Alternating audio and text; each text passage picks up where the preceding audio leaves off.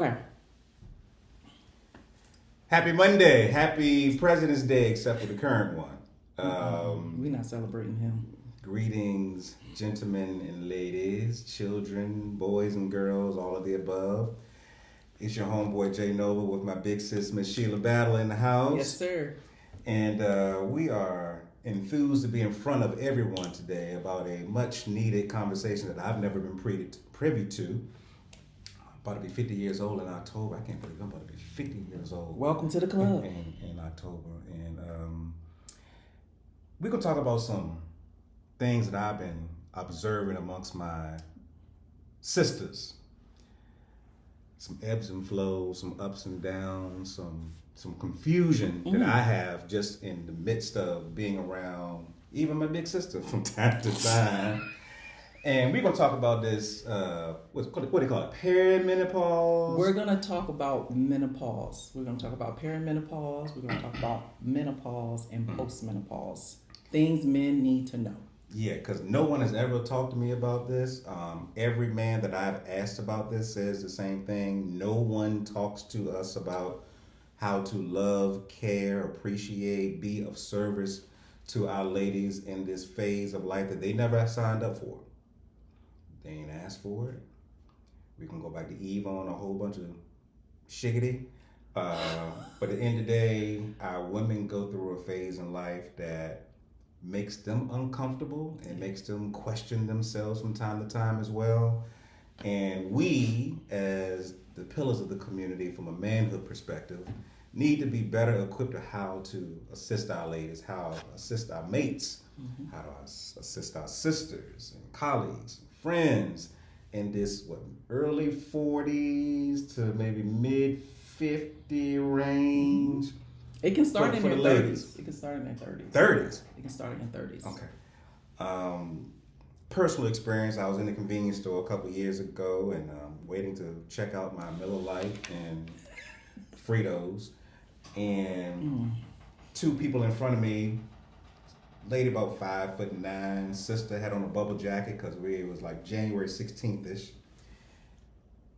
And all of a sudden, this lady just broke out of her jacket, lifted her chin to the heavens, and exclaimed, "Lord, take these hot flashes away from me." And I sat there stunned because I had never seen such theater before ever in life. But what she was going through was what I've come to learn is these daggone personal summers, which I've always heard, but I never understood what it was. And it made me dig deeper. And, the ladies in my life who are in this age range, I look at them beforehand sometimes because I'm in mid-conversation. They say something that just don't make sense. I'm like, 10 years ago you made sense. Today you don't. What happened? And I did a little research and I found a list about 65 things that women could possibly be going through in this season that could have them outside of themselves. So here we are today, and as I occasionally reach out to her, she's like, "How you doing, sis? Lord, take these hot flashes away from me, and these Negroes in these streets get on my last nerves." And so here we are today. Here we are. To talk about perimenopause and menopause and how we can be better for our ladies in this season. But go ahead, take over. So the first thing I want to say is that not only is this a conversation that has not been happening with the fellas, it is also a conversation that particularly doesn't happen with women either. And some of us enter into this season with very little information. Our mothers and our aunties have not offered full disclosure. And maybe not so much to their detriment. Sometimes the symptoms and the things that your body is going through, it's hard to wrap language around all of it. It's easy to say I'm having a hot flash. It's a different thing to say my brain is turning off or my brain is shutting down. Right. And feeling like that you have the safety and the spaciousness to be able to even confess that. But I think it starts well before we get to this stage of life. I think it starts as early as a menstrual cycle. Okay. Things are happening, and we look at our young daughters, and this is why it's a good conversation to have with men. Things are happening with your daughter at 10, 11, 12, their body is getting prepared for a season that could last them another 50 years. Mm-hmm. If your child is starting her cycle at 10, 12, yeah, it's going to be 52 to 62. Mm-hmm. That's the run. That's the runway for that, right? And those symptoms can change from month to month and season to season. Mm-hmm. The way you experience your cycle as a young girl before you have kids is very different for some women than the way you experience your cycle after you have kids. And so once you start hitting that 35, 37, 42, because we're not saying 50, 55, 60 anymore, we're saying 35, 37, you can start seeing symptoms of this. It is important for men to know what's going on, to understand what's happening, to know what questions to ask so that they can be supportive and helpful and all of that. But it's also good for men to understand so that they don't take what they see happening personally. True.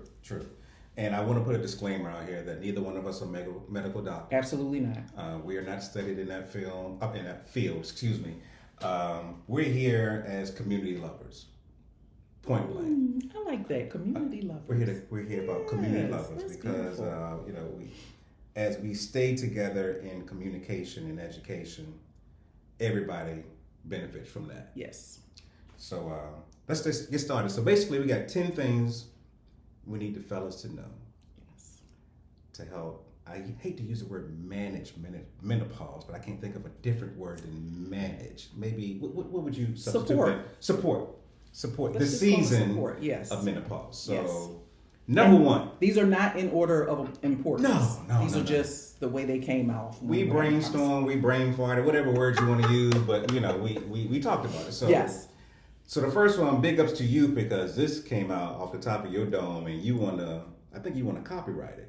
Well, I say some of the things I said to him. I say when I'm talking and when I'm sharing this information with other people. So it was easy for this to roll off the top of my head. But go ahead. So I'm gonna let you tackle this one. So number one, she means what she said, but not what you heard. Yeah. I'm gonna say it one more time. She means what she said, but not what you heard. Please expound on why that even came up as number one for you. Because I think particularly when men have been in a long-term relationship with someone, they get accustomed to their rhythms, right? So their rhythms monthly, their rhythms quarterly, their rhythms seasonally, all of that. And you think you got it down, you think you know, right?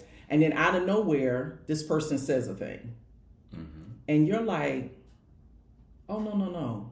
I was listening and I heard what you said. But that might not be what she meant.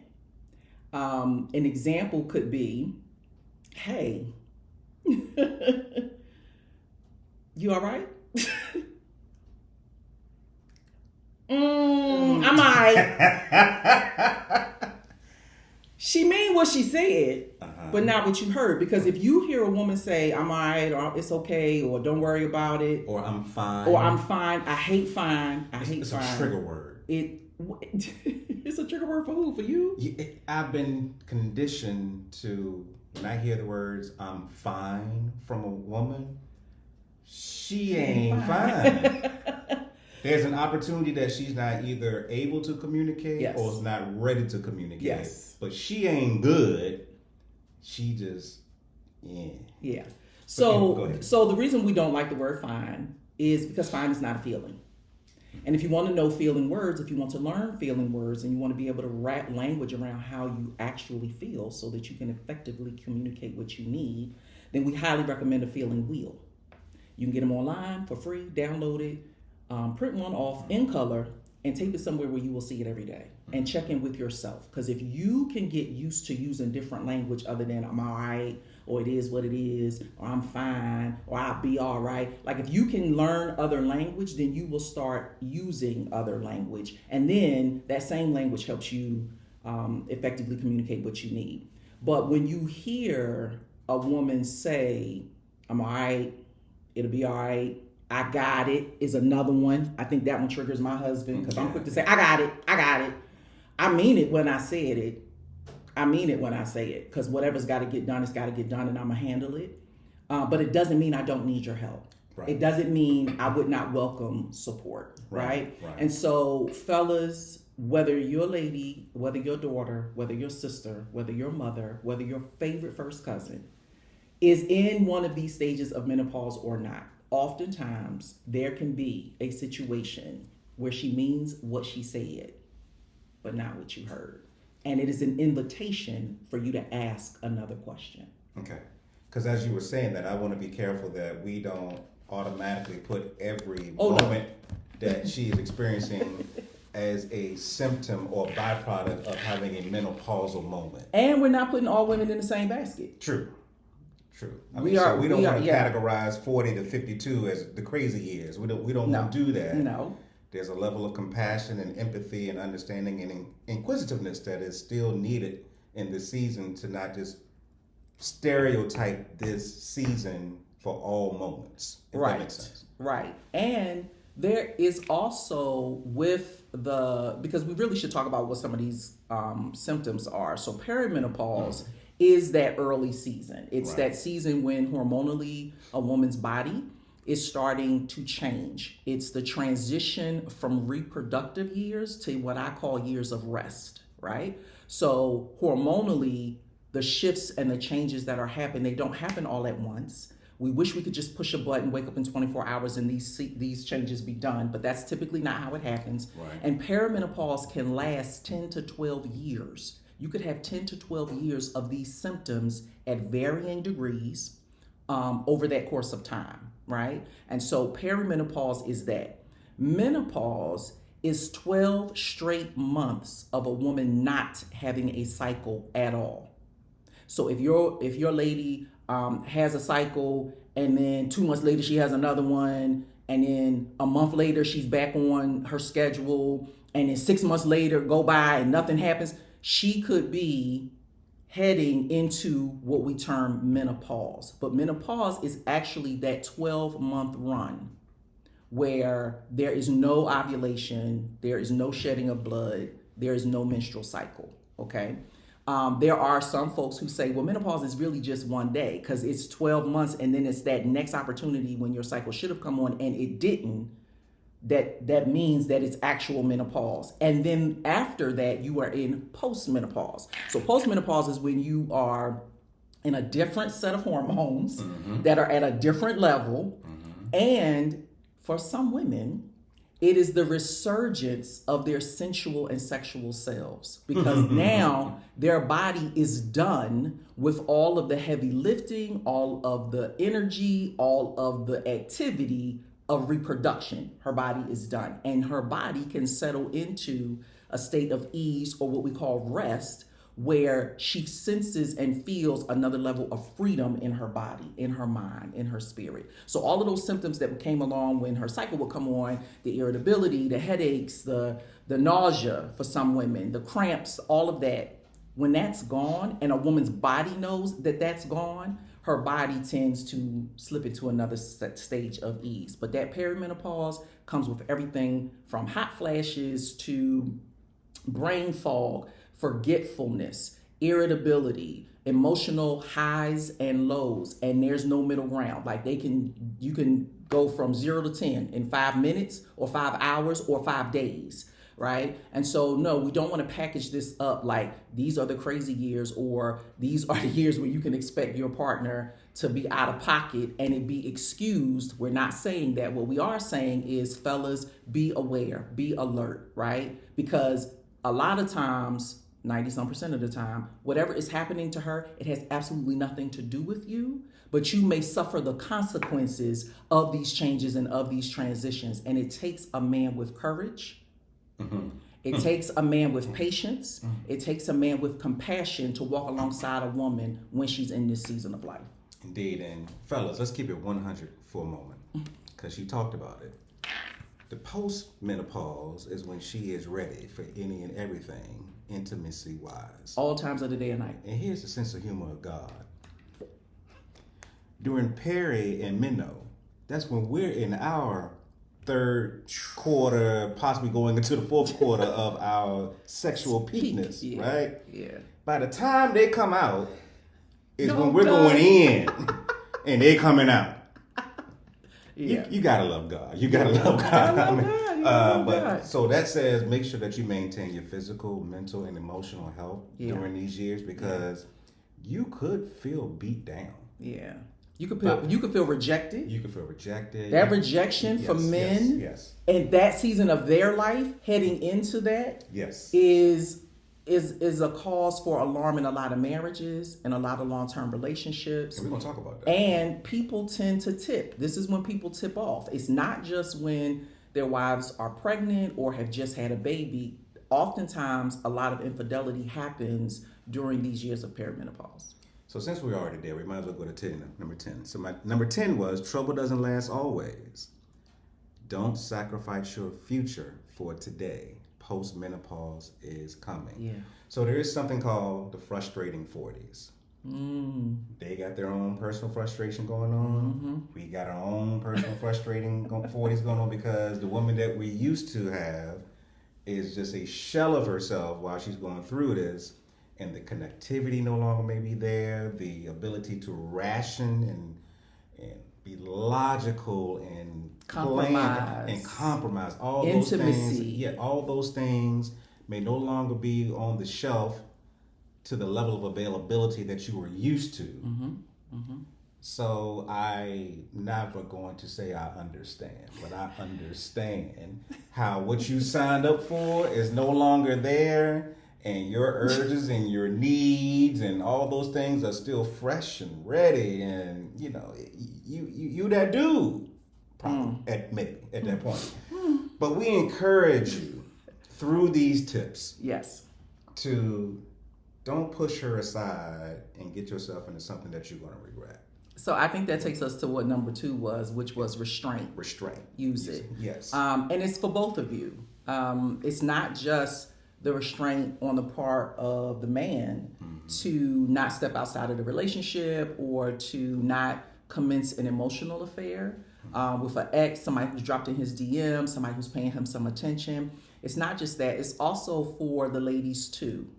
There is a pause and there is power in it. And just because we are in this season and experiencing these symptoms, it doesn't give us the right or the latitude to be inconsiderate or to not show compassion to our partners, our children, our co-workers, our family members, all of the things. When you hit this season of life, it is just as important that you are having a conversation with your OBGYN, your primary care provider, and your therapist. Why? Because the three of them are your trifecta, and they should be partnering with you to make this season as comfortable as possible for you as you are noticing your symptoms.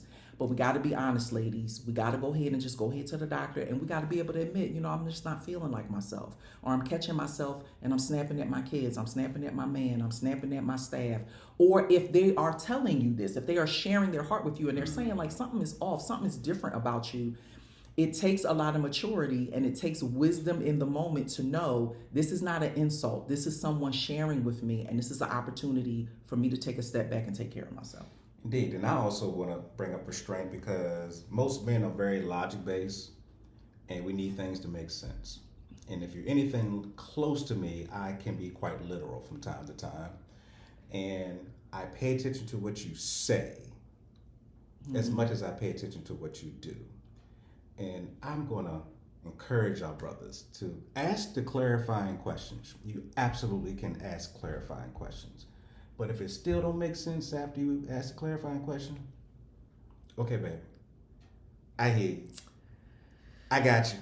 Okay. So we skipping our tips, because that's actually one of the tips was be curious and seek clarity. But if there is no clarity to be found, be of service. Be of service. Yes. There's always an opportunity to just say, "What do you need?" Yes. What do you need? Not what's wrong with you. Not what's wrong with you. But what do you need? What do you need right now? Mm-hmm. What can I do? And if it is within your power to do so, then do it. And if she can't tell you? And if she can't tell you, or if she's or if she has to tell you through tears and gritted teeth.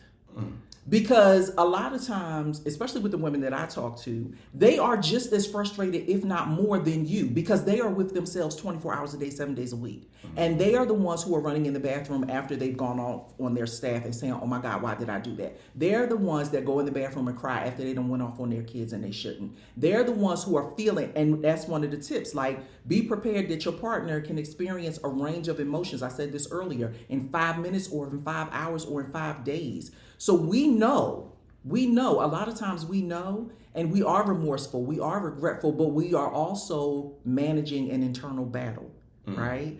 It is the battle of wanting to be understood by ourselves first and then everybody else. So when all of this is happening to you and you don't understand what's happening and you haven't had an auntie conversation or a conversation with Big Mama or a conversation with your mama where they sat you down and said, honey, listen, when you get about 40, here are some of the things that are going to happen. Here are some of the ways that your body is going to change. Here are some of the things that you need to be on the lookout for. So when it starts, here's what you do. If you have not had the benefit of those types of conversations with the elders in your family, with the women who know, then it is our responsibility to get on this here good Google. Psychology Today, to get on this WebMD, good ChatGPT, whatever you want to ask. Just what are the symptoms? What are the symptoms, right? What and can then, my like wife, I girlfriend said, be going through? Be honest. Be honest. Yeah. And that good Google works on his cell phone just as well as it works on hers. So everybody, the message is that information is power. And as long as we're just sitting around inside of our own heads critiquing one another on our behaviors, but we're not being curious and investigate what's really going on, we can fall into some horrible cycles in our relationships that were 1,000% avoidable if we had just dug a little deeper. Okay? And fellas, being a brother's keeper, because men will confide in other men about what's going on within their households if there's a level of trust there. And we need to be equipped with this level of insight to understand what age bracket are we going through. Yeah. It doesn't make all things make sense. No. But there's a strong consideration that if my boy is complaining about some of the troubles in his house, dog, let me ask you a couple questions. Is she experiencing this? Have you heard that? Have you asked her XYZ? Have y'all sought therapy? What are her reactions around ABC? Because we should be each other's keeper. And a lot of us just don't know. And don't start co-signing bad behavior because he's having problems at home. Right. Because he don't know what's going on. And if you ain't, then y'all ain't no good to being boys. At all. The blind leading the blind. The blind leading the blind. So that was one of the tips, right? Study to show yourself approved. Research the phases of life, these phases of life, for you and for your lady. And have a conversation. It takes a lot of courage to be able to go to a woman who has been raging and roaring and say, babe, listen, I feel like we should have a conversation about some behaviors, some things I've been noticing. I love you and I care about you and I'm your partner. I'm in this with you. I'm not going through these things as you, but I am going through it with you. So let's have a conversation.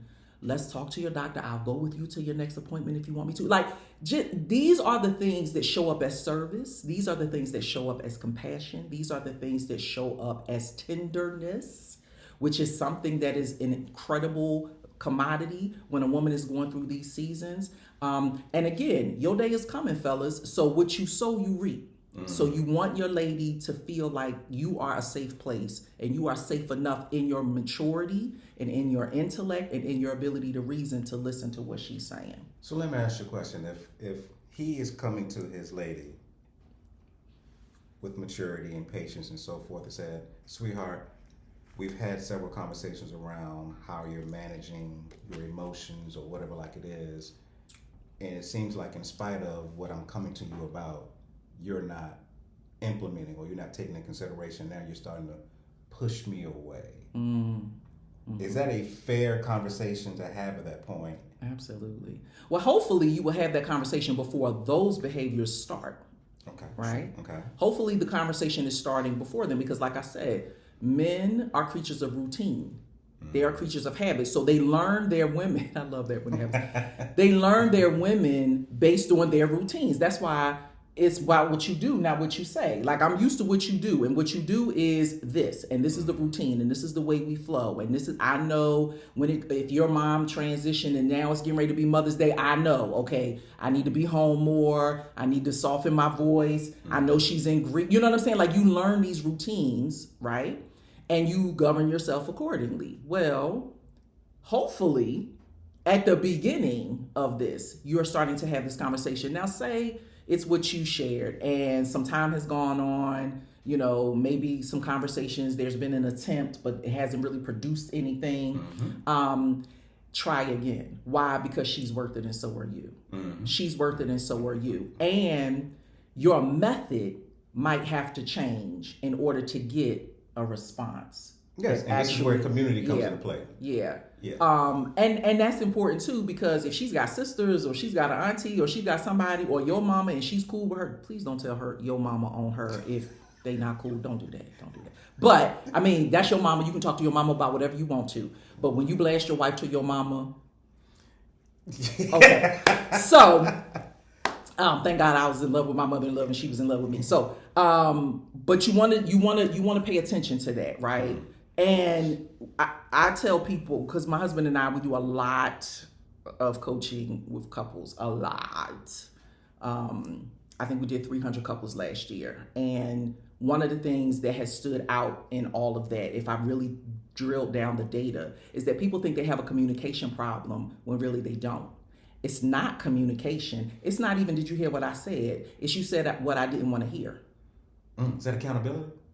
It's you said what I didn't want to hear. It's not that I don't understand what you're saying. It's not a comprehension thing. It's, I don't really like that. I don't like the way you're responding. I don't like what you're saying. You're still not agreeing with me. We still haven't come on one accord. We still haven't figured out how to agree on this. And so I'm just going to keep saying what I say, and you're just going to keep saying what you say. It's not communication. It's not that you don't understand. You absolutely do understand. But because nothing has changed in what's being said, there is conflict. So then let's resolve the conflict. But we got to name it first, and then we can resolve the conflict. But back to these tips, because we done went all off, which I knew was going to happen. We can go way I on knew that that when we said, okay, we're going to do these 10 tips. So who should be yielding in these conversations? Yeah. Well, you know what? The person and this is such a good question. The person that should yield is the person who can. The person who should yield, when there's a conflict, the person that should yield is the person who can. Everybody in the conflict has to make a decision on whether they want to be right or whether they want to be relevant. Like because at some point, your dogma about being right makes you irrelevant to your partner. Because you just keep saying the same thing over and over again. Right. So you got to decide, do I want to be right? Or do I want to be relevant? Do I want to be in relationship? Correct. And that's a decision that the person who can makes, right? Yes. Now, look at that. Stars and stripes. We got all kinds of stuff going on. Look at you, MacBook. Okay. So I don't know if y'all can see it, but it's all kinds of fabulous things happening on here. But anyway, what the other piece to that is the physical side. Because I think a lot of the frustration, a lot of the temptation, a lot of the meandering in the mind that happens for the fellas is because physical intimacy has shifted in some kind of way, right? Yes. And so we have a couple of tips on here about that. We have physically, she may not have it to give right now. Fellas, and she's no longer TTG. She is no longer trained to go. The woman you had in your 20s and your 30s, if you had her that early, is no longer trained to go. She may start at noon saying, baby, I can't wait till you get home. And 5:15 when you get home, she ain't got it. Because something has shifted in her that she did not ask for. I want to keep on saying it. She didn't ask for this. She has not lost any affection for you. She is dealing with herself. Yeah. And you're going to have to find a way to love her and still be intimate with her, because intimacy is not about physicality. Right. It's only a small percentage of intimacy. Agreed. Sit down and watch, a good movie with her, or a talk show, or have a good meal, or put the kids to bed early, or take something off her plate that she normally owns up for, because as she is relaxed, as she becomes relaxed and her stressors are diminished, what she said no to may go back to that yes she gave you at noon. So you're going to At have 11, when the kids are in the bed. Yeah, you know, when she come up and you now the little spoon and she the big spoon. She is telling you, hey, baby. Back that I'd thing have had up. another She's shift. telling you back that thing up. Yeah. Ain't that something? I'd have had another shift. Because they can happen in 5 minutes, 5 hours, or 5 days. Yes. We're going to keep saying that, right? Yes. But the other thing about that, and we can have a whole nother conversation on a different day about this thing about intimacy and the difference between being sensual and being sexual, and how usually in the relationship one person is more sensual and one person is more sexual, and then seasons shift and change and you interchange back and forth over the course of a relationship. We can have a whole nother conversation about that. The other piece to that, though, is sex is bigger than genitals and penetration. All day. Not just sensuality, but sexuality is more than genitals and penetration. Always starts here. You are however tall you are, Mm-hmm. and your entire body is a sexual organ. Please hear me, fellas. You can smile at a woman the right way and elicit a physical response from her body. Look at her a certain way, and it could change the shift from 12 to 5:15 in her body. If you touch her, just touch her, and your approach be gentle. And tender, and not aggressive and grabbing. Yeah, this don't work. It don't work. This don't now, work. now, There's there's some sisters out here that's I just lied. I'll knuckle you buck. Like there's some sisters out here, and you almost gotta tussle for them to get there. Right. Well, that's not the average. That's not the norm. Correct. And there is still this opportunity to explore the fullness of what it means to be a sexual being. Play the right song. If you got that text at noon and at 5:15 something won't right, and you done got home, you done ran home, you done took a shower, you done did all the stuff, you done set everything up because you ready, and she's not, what's the song? What is the song that she needs to hear? What's the meal, right? What's the beverage, what's the right? conversation? What's the exercise? What's the thing that needs to happen, right? So we are sexual beings. Your hands can do amazing things. There's a whole internet channel for people who got feet things and feet fetishes, like your whole body. So if you can accept that your entire body can be used for pleasure and her pleasure, I heard a scalp massage is outstanding. And your pleasure, if you can explore that, then maybe on the days when she doesn't get all the way there, there can still be relief and release that does not require penetration. Because can I tell you guys something? Once the deed is done, you guys are done. You guys are done. But that woman is still shedding you out of her body for days after that. Now let's do some biology. For days after that, for those of you who are married and you do not use prophylactics, you have, we call it sugar in the raw. You have sugar in the raw sex. Your partner is not done when the deed is done. She's not done after the shower. She's not done after the wet spot in the bed dries. For days after that. She's not done after she peed? No. Now, she should get up and pee. She should get up and pee. She should quickly get up and pee. So please don't be offended. Please don't be mad about that. Yeah, that's her body should absolutely expel what it can. But over the next few days, her body is going to continue to release whatever has happened.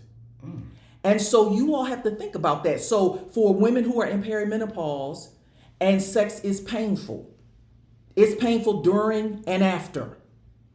For women who are experiencing dryness that they have never experienced in their lives, the consequences of that raw sex are impacting her for days later. So she might, if y'all regular routine was Monday, Wednesday, Friday, and twice on Sunday, she might have to skip one of them days if all of her body parts have not fully recovered from the last time you were intimate. Okay, so these are just some of the things, and I don't know that men talk about this kind of stuff. I don't know that men know that. I've been around men all my life, and I ain't never heard it before. We get bits and pieces of it. Things happen in a woman's body before sex, during sex, and after sex that men typically don't have to think about and don't talk about because women don't share it either. Is she also still shedding his spirit too? She is, well, that's a whole nother conversation. He is trying to have 10 podcasts in this one show. My bad. Yes, spiritually, emotionally, psychologically, and I don't want to always say that load is carried by women. I absolutely believe that weight is also carried by men. Mm-hmm.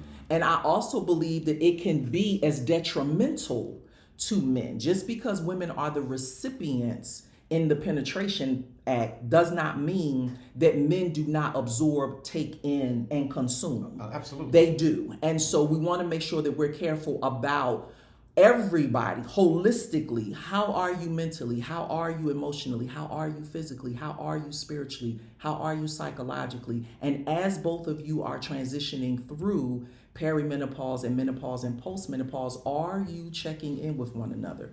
Do you have the type of care and compassion for one another where you can have these kinds of conversations and it not go left? And that moves into the next point, because when sexual intimacy does take place, keep in mind that foreplay starts at the end of that last orgasm. So absolutely. Keep the momentum going. Keep her in your most pleasant thoughts.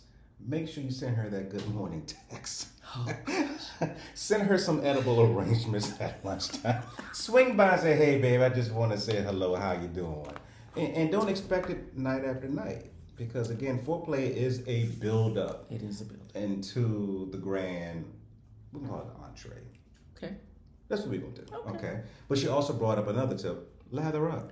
Fellas, keep the good KY. Don't use the Vaseline intensity. Don't use anything with mineral oil in it. Don't use anything with fragrance in it. Don't use anything. If it's got ingredients that you can't pronounce, or the ingredients have a whole lot of consonants and not enough vowels, that should not be consumed by a woman vaginally. Because, as I said, your sperm is enough for her to have to shed over several days. But once you start adding all of these extra ingredients, you mess up a woman's pH balance, you mess up the way she tastes, you mess up the way she smells, and you mess up the way she's able to reach climax. All of these extra ingredients and preservatives and all of this stuff is not intended for a woman's vagina. So please, please, please. Now, we want you to, do the lotions that when you blow it get warm and when you rub it get hot. Like, play with all the toys, play with all the lotions and lubes and rubs. Please. Just do not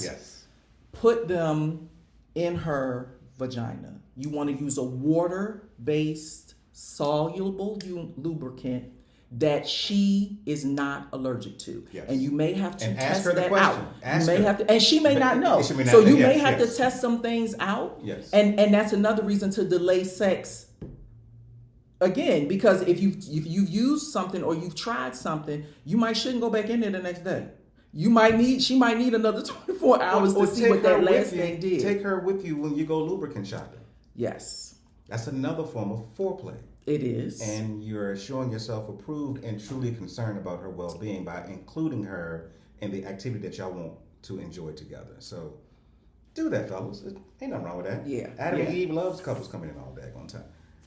What's the other one up the spot? I don't know them. Taboo. Okay, yeah. I don't know none of them. I ain't been in none of them. I don't know. I haven't. And it's not because we're not. Frank. No. It's not because, listen, it's not because my husband and I have been together almost 30 years. It's not because we're not sensual and because we're not sexual, but we're in a different season. So we're in that season of rediscovering who we are as sexual beings at this stage. Because I'm in perimenopause, honey, at perimenopause, everything don't need to be vibrating, shaking. I don't necessarily need all of that, right? And I don't need no foreign objects. You know what I'm saying? My husband is enough. And so we're just in a different season. Now, when we're in our 60s, you might catch us in there.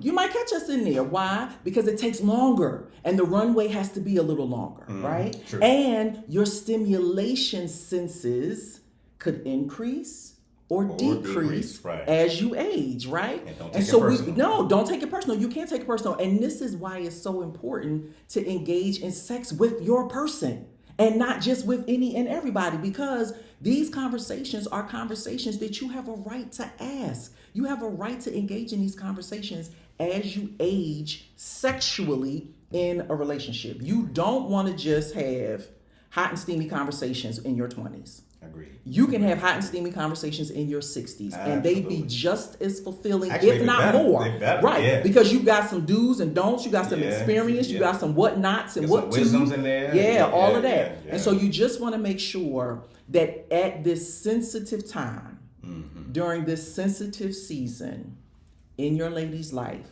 that you are availing yourself to the conversation, that you are equipping yourself with information, and that you are patiently sharing your heart with her as well. Okay, so let's run through these 10 one more time, because I don't know that we went all over the place. We did them all That's over. what we do all the time. Okay, so number 1 was she means what she said, but not what you heard.